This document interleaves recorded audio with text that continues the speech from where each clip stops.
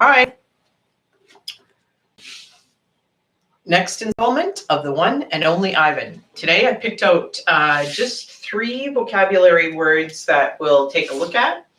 The first one is soothed, and the root of that word is soothe, SOOTH, and then you add the suffix on there, the ed suffix, and it becomes soothed, or past tense. So to make less angry, or to calm or comfort. So often you might use it to say, I tried to soothe the baby who was crying. Next word is gleaming, and that's how it's used in the book. The root word of that is gleam, and it means a small flash or beam of light. A synonym for gleam is glimmer or glint, and it's spelt GLEAM. And then the ing would be the suffix on that.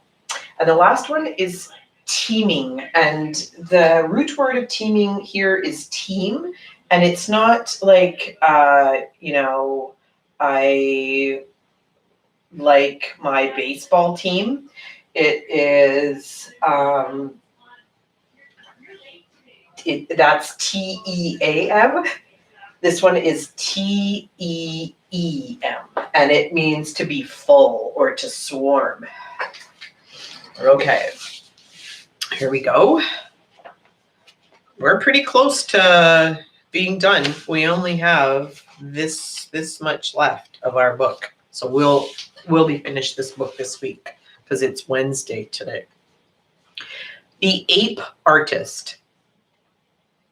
I think I might have read this one, but I'll reread this page. I have new names. People call me the Ape Artist, the Primate Picasso. I have visitors from morning till night, and so does Ruby. But nothing's changed for her. Every day at 2, 4, and 7, Ruby plods through the sawdust with Snickers on her back. Every night, she has bad dreams. Bob, I say, after I've soothed Ruby to sleep with a story, my idea isn't working. Bob opens one eye. Be patient. Tired of being patient, I say. Interview. This evening, a man and woman come to interview Mac and also George and Julia.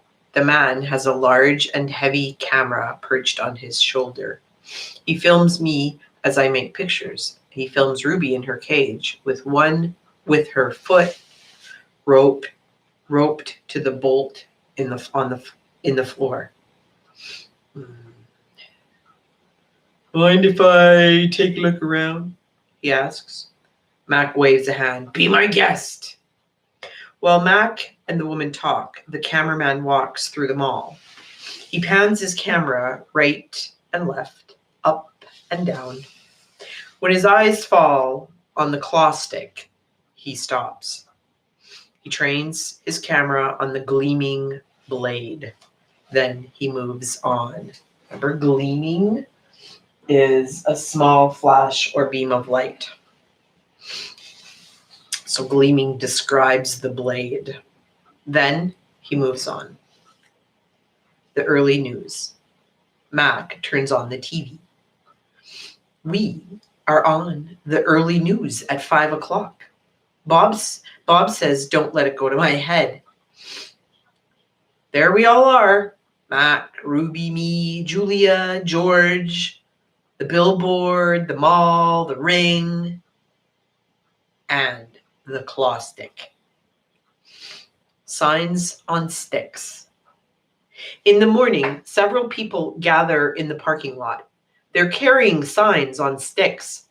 The signs have words and pictures on them. One has a drawing of a gorilla cradling a baby elephant. I wish I could read. Protesters. More people with signs come today. They want Ruby to be free. Some of them even want Mac to shut down the mall. In the evening, George and Mac talk about them. Mac says they're protesting the wrong guy. He says they're gonna ruin everything. He says, thanks for nothing, George. Max stomps off. George, holding his mop, watches him leave. He rubs his eyes. He looks worried. Dad, Julia says, looking up from her homework. You know what my favorite sign was? George asks. Which one? The one that said, elephants are people too. George gives her a tired smile. He goes back to work. His mop moves across the empty food court like a giant brush, painting a picture no one will ever see. Check marks. A tall man with a clipboard and pencil comes to visit. He says he's there to inspect the property. He doesn't say much more, but he makes many check marks on his paper. He looks at my floor, check. He examines Ruby's hay, check. He eyes our water bowls, check. Mac watches him, scowling. Bob is outside, hiding near the dumpster. He doesn't want to be a checkmark. Free Ruby. Every day there are more protesters and cameras with bright lights. Sometimes the people carrying signs shout, "Free Ruby! Free Ruby!" Ivan, Ruby asks, why are those people yelling my name? Are they mad at me? They're mad, I say, but not at you. A week later, the inspecting man comes back with a friend, a woman with smart dark eyes like my mother's. She has a white coat on and she smells like lobelia blossoms. Her hair is thick and brown, the color of a rotting branch teeming with luscious ants. Remember, the word teeming is to be full of, and luscious is an odd word to describe ants from the perspective of a human, but luscious is like, we would say, oh, look at that luscious chocolate cake. But of course, if you're a gorilla, I would think ants would look pretty luscious to you. She watches me for a long time. Then she watches Ruby. She talks to the man. They both talk to Mac. The man gives Mac a sheet of paper. Mac covers his face. He goes to his office and slams the door. New box. Something strange is happening. The white-coated woman is back with other humans. They place a large box in the center of the ring. It's Ruby-sized. And suddenly, I know why the woman is here. She's here to take Ruby away. Training. The woman leads Ruby to the box. She places an apple inside. Good girl, Ruby, she says kindly. Don't be afraid. Ruby inspects the box with her trunk. The woman makes a clicking sound with a little piece of metal she is holding in her hand. She gives Ruby a piece of carrot. Each time Ruby touches the box, she gets a click and a treat. Why is she making that clicking noise? I asked Bob. They do that to dogs all the time, Bob says. I can tell he doesn't approve. It's called clicker training. They want Ruby to associate the noise with the treat. And when she does something they want, they make that noise. Great job, Ruby, the woman says. You're a quick study. After many clicks and carrots, she takes Ruby back to her cage. Why is that lady giving me carrots when I touch the box? Ruby asks me. I think she wants you to go inside, I explain. But there's nothing inside, Ruby says, except an apple. Inside that box, I say, is the way out. Ruby tilts her head. I don't get it. See the picture of the red giraffe on the box? I think the lady is from the zoo, Ruby. I think she's getting ready to take you there. I wait for Ruby to trumpet with joy, but instead, she just stares at the box in silence. I'm not sure you understand. That box might be taking you to a place where there are other elephants, I say. A place with more room and humans who care about you. Even as I say these words, I remember with a shudder the last box I was in. I don't want a zoo, Ruby says. I want you and Bob and Julia. This is my home. No, Ruby, I say. This is your prison. Poking and prodding. The lady comes again. She brings an animal doctor with an awful smell and a dangerous-looking bag. He spends an hour with Ruby, poking and prodding. He looks at her eyes, her feet, her trunk. When he's done with Ruby, he enters my cage. I wish I could hide under Not Tag like Bob. Instead, I do a nice, loud chest beat, and after a moment, the doctor retreats. Yeah, we're gonna need to put this one under, he says. I'm not quite sure what he means, but I strut around my cage, feeling victorious anyway. No painting. No one asks me to paint today. No one asks Ruby to perform. There are no shows, no visitors, unless you count the protesters. Max stays in his office all day. More boxes. I wake up from a long morning nap. Bob is on my belly, but he isn't asleep. He's watching The Ring, where 4 men are placing a large metal box. It's me-sized. What's that? I ask, still blurry from sleep. Bob nuzzles my chin. I believe that box is for you, my friend. Well, I'm not sure what he means. Me? They brought in a bunch of boxes while you were sleeping. Looks to me like they're taking the whole lot of you, he says, casually licking a paw. Even Thelma. Taking? I repeat. Taking us where? Well, some to the zoo, probably. Others to an animal shelter, where humans will try to find them homes. Bob shakes himself.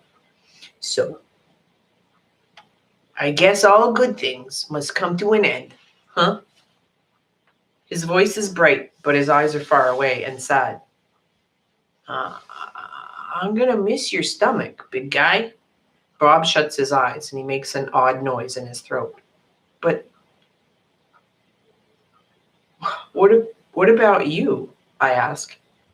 I can't tell if Bob's just pretending to sleep, but he doesn't answer.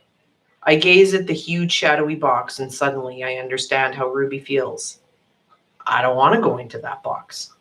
The last time I was in a box, my sister died. Goodbye. When George and Julia come that night, George doesn't get his mop or his broom. He gathers up his tools and belongings while Julia runs to my cage. This is my last night, Ivan, she says, and she presses her palm to my glass. Mac fired my dad. Tears slip down her cheeks. But the zoo lady said maybe they'll have an opening there in a while, cleaning cages and stuff. I walk to the glass that separates us. I put my hand where Julia's is, palm to palm, finger to finger. My hand is bigger, but they're not so very different. gonna miss you, Julia says, and Ruby and Bob. But this is a good thing. Really, it is. You deserve a different life. I stare into her dark eyes, and I wish I had words for her. Sniffling, she goes to Ruby's cage. Have a good life, Ruby. Ruby makes a little rumbling sound.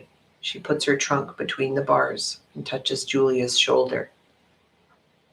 Where is Bob anyway? She asks. She looks around under tables in my cage by the trash can. Dad, she calls. Have you seen Bob? Bob? Nope, George says. Julia's brow wrinkles. What's going to happen to him, Dad? What if Max shuts down the whole mall? Well, he says he's going to try to keep it open without the animals, George says. He stuffs his hands in his pockets.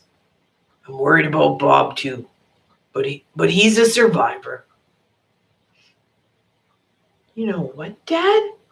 Julia gets a gleam in her eye. Gleam, a flash of light. But Bob could live with us. Mama loves dogs, and he could keep her company. And Jules, I'm not even sure I have a job yet. I may not even be able to feed you, let alone some mutt. My dog walking money. Sorry, Jules. Julia nods. I understand. She starts to leave, then runs back to my cage. Oh, I almost forgot. This is for you, Ivan. She slips a piece of paper into my cage. It's a drawing of Ruby and me. We're eating yogurt raisins. Ruby's playing with another baby elephant, and I'm holding hands with a lovely gorilla. She has red lips and a flower in her hair. I look, as I always do in Julia's pictures, like an elegant fellow. But something is different about this drawing. In this picture, I am smiling. Okay, the end of another section of the one and only Ivan. So I wonder where they're going. Are they actually going to a zoo? I guess we'll have to find out tomorrow. The next section is called Click.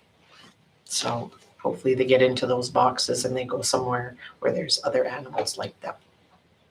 Okay, happy Wednesday, everybody. Get outside. It's beautiful outside today.